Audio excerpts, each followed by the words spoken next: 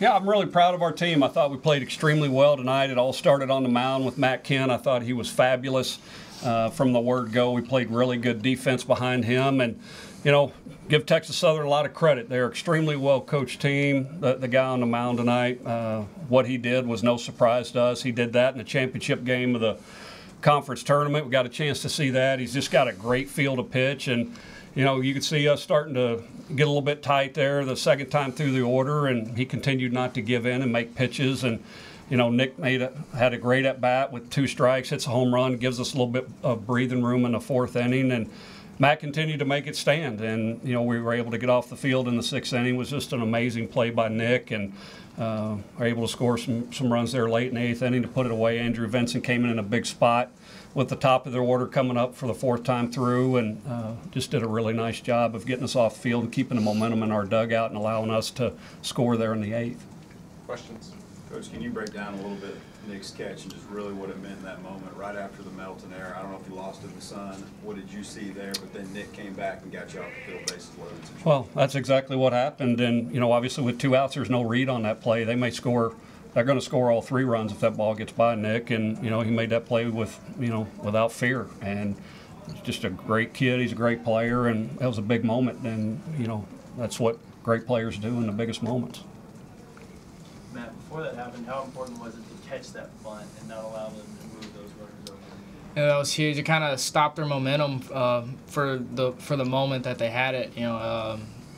That bunt going up, it kind of triggered in your head. It's like, all right, we can get out of this with 1 pitch now, and really set us up for a big momentum going into our offensive inning.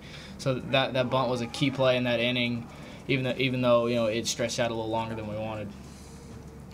Matt, what were you able to do to limit their run game? Really just change timing, throw over with multiple moves. I threw at least, probably 20, 30 times over there. And, just you can kind of see it in their body language that, they're getting tired of going back to the bag. And so they shorten up, and then when they did go, that shorter lead, it cost them a step, and Mike made a great throw, put it on the bag. Nick, can you talk about facing Rios and how different that is for you, having to get the timing of him? I know it took once to the lineup or twice before you're able to get some good solid hits off of him. Yeah, we just made an adjustment of moving up in the box a little bit.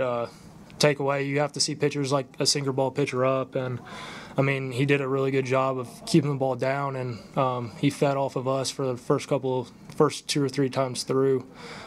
So just you got to let the ball get deep with a guy like that, and you got to put your crosshairs on the opposite field gap. Nick Durko seemed to think that the play in right field was bigger than the home run. What's your idea on that? I'm just doing something to help us get off the field. I was fortunate enough to make that play. Like Coach said, we play aggressive without the fear of consequence, and that's a play that could have went really well or really bad, so I'm just glad I was on the good end of it. Coach, you had a couple timely double plays there and then the catch by Nick. Can you just talk about the job your defense did as a whole and how important that was? Well, it's huge. When you look at Matt and you think, well, he's a soft lefty, he's a fly ball guy, there's not going to be many opportunities on the dirt.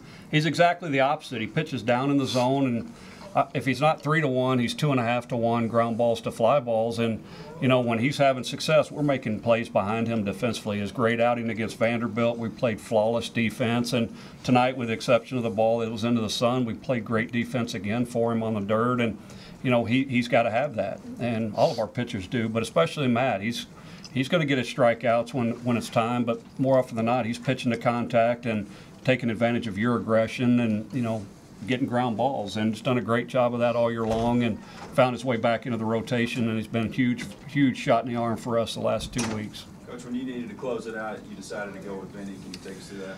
Well, very similar to Matt. He was going to throw it over the plate and make them come beat him, and be able to pitch backwards a little bit with the breaking ball and change up, and he was very efficient. I think he only threw 20 pitches tonight, and that's a good thing for us moving forward.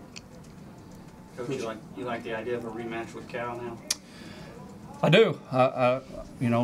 Dave does a great job with the team, and when you talk about the job that he's done, just being the rock for that program, as long as he's been there, that's his program, and all of his players were talking about. I mean, they were looking for places to go play. Some left at semester. In 2011, he got into the College World Series, and you can see that, you know, he's getting it back to where he expects it to be and where he wants it to be. And they've got some big, strong, physical kids up and down that lineup, and they're very good on the mound, and they're extremely well coached. And you know, he's one of the best coaches in the country.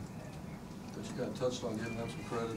People look at the score 5-0 and might not know exactly how that game went today, and how close it was. Well, like I said, you know, Coach Rob does a great job, and they're extremely well coached. And Aaron, that young assistant that he's got that's coaching third base and calling the pitches, he's a special young coach. And I took note of that last year, and we played them in the regular season. And it's pretty obvious that, you know, those guys believe, and they're extremely well coached. They don't make too many mistakes. They don't beat themselves. They don't give in on the mound, and that's a credit to that young coach, Aaron. He does a special job, and he's going to be one to watch in the future as far as coaching profession goes. Coach, I think people have questioned the defense over the course of the year. Can you talk about tonight in a pressure situation when their pitcher is pitching pretty well and making you work for it? Your guys made the plays. Can you talk about what that means even more in a big game like that? Well, it's huge when you're playing a game like that where, you know, one mistake can, you know, give the momentum right back to the other dugout. It was extremely important, and, you know, we've made no secret about that being our Achilles heel. Our strengths are definitely our offense, and we've been able to cover some mistakes up along the way with that. But when you get into a tight game like that, you know, defense really does rise to the top, and it's a premium, and, you know, our guys done a great job of that tonight. On the subject of your offense, besides Nick's home run, obviously, to that last inning, it was a struggle against Rios. Are you concerned? I'm not concerned at all. These guys have all got 200 at-bats under their belt, and that's not even this year. That's, you know, or that's just this year, not, you know, talking about their career. And, you know, I think they're probably little butterflies with all four teams tonight. And, you know, once they got into the fight, it got a little bit better. And especially in that eighth inning, we had a lot of competitive two-strike at-bats and kind of got things going a little bit. Coach, with Vincent going 2 tonight, is he still available on Sunday if you need him to start, or is he going to be in relief? Well, I would expect he's available every day. And, you know, he's a guy that we can count on a daily basis. And, you know, I'm not worried about Sunday. We got Grayson Long on the mound tomorrow, and we'll do whatever we've got to do to win and figure out what we're going to do on Sunday. Did you wear your full uni to graduate? Well, it was funny. I walked outside at 3 o'clock, and I had my slacks, my sport coat on, and my purple shirt, but I also had my sanitaries and my stirrups on, and my wife noticed that and gave me a hard time. And I was pulling up in a gator over there, and my daughter took a picture of me with my pants up, and she saw my stirrups, so she's put that out on Twitter for all of her friends. Anything else? Matt, on that fly ball to right field that Nick caught, was there anything going through your mind? Did you think it was going to get down? And When I threw it, I knew I didn't hit the spot I wanted, and I saw the swing because Southern, they had an approach to take me the other way, and when the pitch I threw kind of fed into that.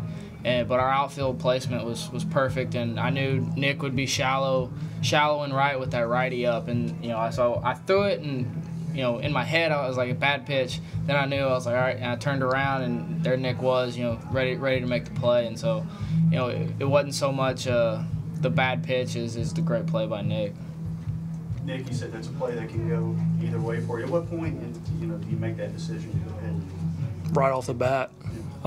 You got to make, if you're indecisive going into it, a lot of bad things can happen. So you got to make that decision right when it comes and hits you. So. Coach, superstitious to the uniforms today? I'm going to have to talk to the players about that. I let them make all the uniform decisions, at least 95% of them. Some of them don't have any taste with the color matching, namely this guy.